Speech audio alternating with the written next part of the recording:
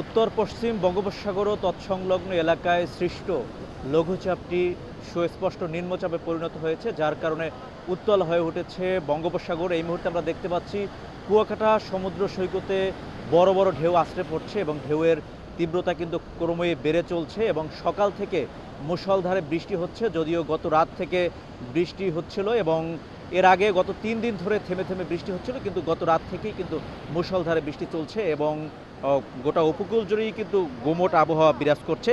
এবং সেই সঙ্গে কিন্তু আমরা দেখতে পাচ্ছি যে জোয়ারের পানির যে উচ্চতা তা স্বাভাবিকের চেয়েও কিছুটা বৃদ্ধি পেয়েছে এবং স্থানীয় যে নদ নদী, সেই নদ নদীর যে পানি তার উচ্চতাও বৃদ্ধি পেয়েছে।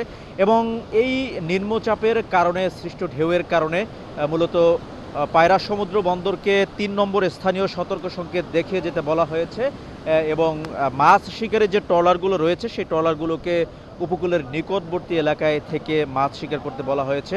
তো আমরা জানি যে যেহেতু বঙ্গোপসাগরে 58 দিনের নিষেধাজ্ঞা চলছে, সে কারণে সমুদ্রে এই মুহূর্তে মাছ শিকারের ট্রলার নেই, তবে নদীতে কিন্তু এখনও মাছ শিকারি ট্রলার রয়েছে। তো কিন্তু সেক্ষেত্রে কিন্তু আমরা জানি যে নদীতে মাছ শিকারি ট্রলার কিন্তু এই মুহূর্তে রয়েছে এবং তারা কিন্তু নিরাপদে মাছ শিকার করছে, সেটি আমাদেরকে মৎস্য বিভাগ জানিয়েছেন। আর এখনও পর্যন্ত কিন্তু কুয়াকাটা সমুদ্র সৈকত যেভাবে উত্তাল রয়েছে, সেই উত্তাল ধারা অব্যাহত থাকলে কিন্তু আশপাশের যে নিম্নাঞ্চলগুলো রয়েছে সেই নিম্নাঞ্চলগুলো কিন্তু অনেকটাই প্লাবিত হওয়ার একটা সম্ভাবনা রয়েছে। তো এতটুকুই ছিল পটুয়াখালীর কুয়াকাটা সমুদ্র সৈকত থেকে আমার কাছে সবশেষ।